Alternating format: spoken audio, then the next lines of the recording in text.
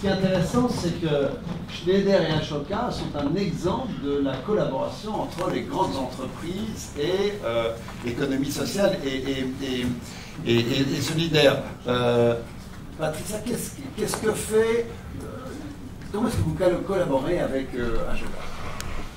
Alors, on collabore avec Ashoka depuis de longues dates, mais je dirais qu'on est plutôt des facilitateurs et on a cofondé un appel à projet européen pour identifier les innovations dans le domaine de la précarité énergétique. Vous êtes tous les deux internationaux, c'est ça, voilà. Hein? Donc, on a fait 3 séries d'appels à projets qui nous ont permis aujourd'hui d'identifier 40 pépites dans 14 pays. Donc ça, c'était une première étape auquel aussi 40 on a... pépites sur quel sujet? Alors, vous en avez découvert certaines d'entre elles aujourd'hui, Dorémy, le réseau Ecohabitat. On est aussi partenaire par ailleurs du GRS ou de Rénovons. Et l'idée, c'est que ces projets qu'on a identifiés comme pouvant passer à l'échelle et apporter des réponses concrètes pour les ménages en précarité énergétique, ça peut être des solutions financières, des solutions techniques ou des solutions inclusives et globales, comme on l'a vu avec Dorémy et Réseau Ecohabitat. Comment on est en capacité de les aider à grandir, à dupliquer leurs projets dans une même ville, dans une autre collectivité, ou que d'autres s'en emparent aussi à terme. Alors, il n'y a pas beaucoup d'invités, on n'a pas beaucoup parlé des grandes entreprises. Qu'est-ce qu'elles peuvent faire, du coup, justement, à votre image, les grandes entreprises? Parlez-vous avec d'autres moi, je grandes travaille à la entreprises. Fondation, Oui, mais je représente Schneider, aussi oui. Schneider, qui est un acteur important de la transition énergétique. Et ça a été dit plusieurs fois, si on n'arrive pas à amener tout le monde, y compris les plus précaires, dans la transition énergétique, elle ne va juste pas se passer. Donc c'est cet enjeu qu'on a choisi de prendre au niveau de Schneider, à 2 niveaux, l'accès à l'énergie dans les pays émergents et la précarité énergétique en Europe. On a mis en place plusieurs véhicules qu'on fait aussi évoluer en fonction des besoins des projets qu'on soutient.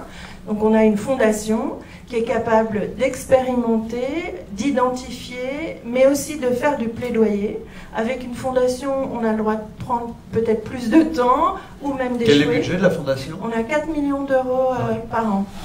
Voilà, on a cette fondation. Et vous êtes essentiellement sur la précarité énergétique ou vous êtes et sur l'accès à l'énergie. Donc, dans l'accès à l'énergie, on forme des jeunes sur critères sociaux au métier de l'énergie, parce qu'il y a plein de solutions qui apparaissent sur le marché aujourd'hui, dont celle de Schneider, mais il faut aussi des personnes qui soient compétentes pour les designer, les maintenir à terme. Donc c'est le champ de la fondation. On a un fonds d'investissement solidaire qui capte l'épargne des collaborateurs de Schneider, qui prend des parts chez Dorémy, sûrement au niveau du réseau Ecohabitat. 25 millions d'euros disponibles. Voilà. Donc c'est un fonds modeste, mais je parlerai après de ce qu'on a appris sur les dimensions des fonds. On a des compétences, donc on a des personnes aussi qui collaborent, qui incubent des projets ou qui interviennent sur des projets, sur des compétences spécifiques. Et on essaie aussi de développer des offres. Alors Schneider, on n'est pas B2C, on est B2B, mais pour l'accès à l'énergie, par exemple, on a innové et proposé des offres qui vont d'une lampe solaire portable jusqu'à l'électrification d'un village à prix abordable. Et on est en train de réfléchir en France sur, alors plus spécifiquement, la mise en sécurité des ménages précaires.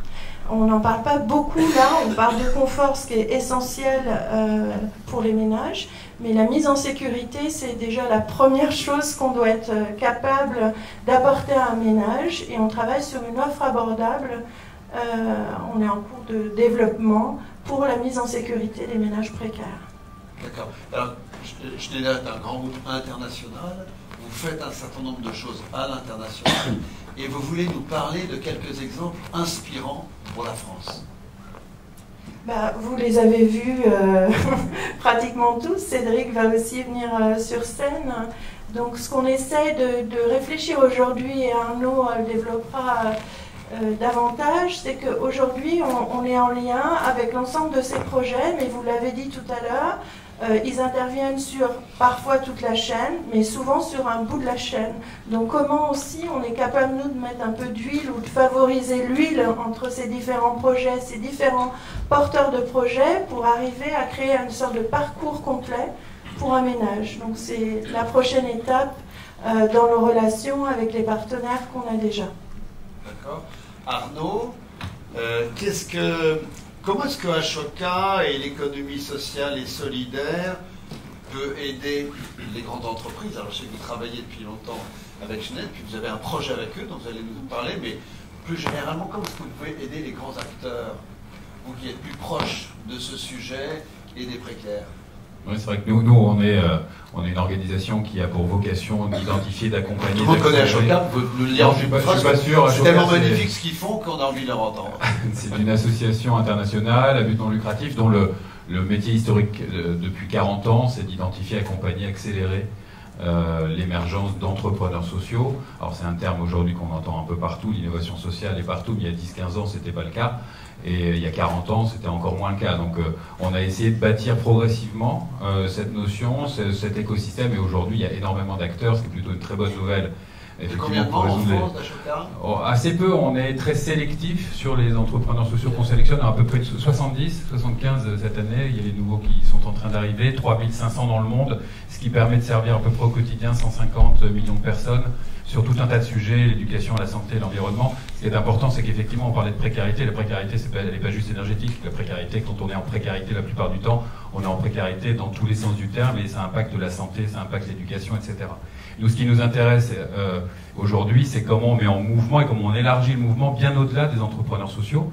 Les entrepreneurs sociaux sont formidables en termes d'innovation, en termes de compréhension très fine des enjeux et des besoins des bénéficiaires finaux. Ils le connaissent sans doute mieux que personne, pour tout un tas de raisons, sans doute parce que très souvent ils sont issus de ces milieux-là, sans doute parce qu'ils ont, encore une fois, c'est leur obsession, c'est un terme que j'entends ce matin, c'est leur raison d'être, c'est vraiment leur obsession. C'est-à-dire qu'en fait, ce qui nous intéresse chez les entrepreneurs sociaux, c'est leur obsession, pas tant sur la solution qu'ils amènent que sur le problème qu'ils veulent traiter. Un entrepreneur social, en général, ça ne dort pas tant que le problème n'est pas traité jusqu'au bout. Donc, ça peut changer de solution, ça lâche pas sur le problème. Ça lâche pas sur le problème. Et ça, pour nous, c'est vraiment une façon de lire, finalement, le drive, l'engagement de l'entrepreneur.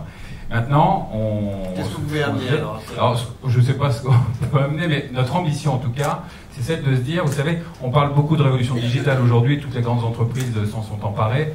On pense, nous, que la prochaine révolution, elle a déjà commencé, elle va être sociétale. Et que de la même façon que les entreprises qui ne vont pas s'emparer de ce sujet-là sérieusement, c'est-à-dire qu'ils ne vont pas en faire vraiment un axe de développement stratégique et le mettre au cœur de leur activité, au cœur de leur développement, etc., vont passer à côté du truc et vont courir après le truc.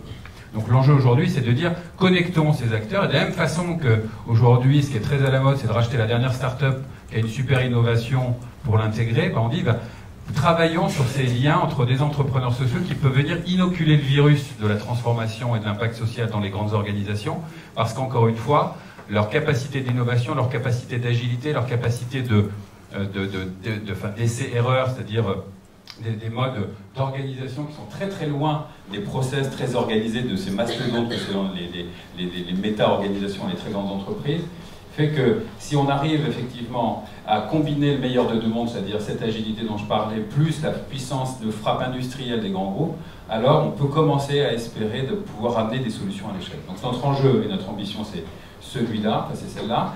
Et aujourd'hui, ce qu'on va essayer de faire, c'est qu'effectivement, après 4 années de tournée en Europe, où on a vu tout un tas de projets extrêmement intéressants dans 14 pays et qui ont permis vraiment de mettre en lumière comment les entrepreneurs sociaux faisaient les connexions, par exemple, entre la santé, la précarité énergétique. Il y a des endroits où les factures d'énergie sont payées par les assurances santé, parce qu'à un moment donné, on a été capable de considérer le coût global, finalement, de la précarité énergétique sur un individu. Donc ce genre de choses, ce qui nous intéresse aujourd'hui, c'est d'essayer de faire coalition, c'est de dire, ok, très concrètement, prenons un territoire, essayons de créer la coalition quasiment idéale de partenaires, publics, privés, entrepreneurs sociaux, et de piloter quelque chose peut-être dans un cadre un peu expérimental et complètement un peu dérégulé qui permettrait justement de prendre des risques, et mesurons. Ça c'est une idée ou un projet Alors c'est un projet qu'on a commencé à travailler d'ailleurs avec nos amis pas plus tard qu'hier, hein, puisqu'on vient juste de terminer le dernier appel à projet européen, et on a décidé maintenant de se focaliser. C'est quel territoire? Alors ça, on vous le donnera peut-être en février si on a avancé suffisamment, mais l'idée c'est ça, c'est un territoire, des acteurs de terrain, des acteurs pluridisciplinaires. L'expérience dont l'expert qu'elle pourra, elle aussi, permettre de changer qu'elle pourra changer d'échelle, et puis la mesurer, parce qu'encore une fois, je pense qu'aujourd'hui, on a tout un tas de données, ça a été rappelé tout à l'heure, mais on a besoin de comprendre finalement quel est le coût global, à la fois en termes d'amélioration des conditions de vie des populations en situation de précarité, mais aussi en termes de développement du tissu économique, de création d'emplois, etc. Je pense que c'est avec ces données-là aussi qu'on arrivera à convaincre plus largement. D'accord, Patricia, ce projet, vous le faites ensemble, même si on ne peut pas encore connaître exactement le territoire. Oui. En tout cas, c'est fait entre Ashoka et Schneid, c'est ça? Alors, surtout avec les partenaires avec qui on collabore. Le plan local. Oui, sans eux, enfin, je veux dire, nous, on est là encore une fois pour les soutenir, mais la connaissance du terrain, les pratiques, la connaissance des bénéficiaires, c'est eux qui les ont, les experts, c'est eux. D'accord, ok, écoutez, merci.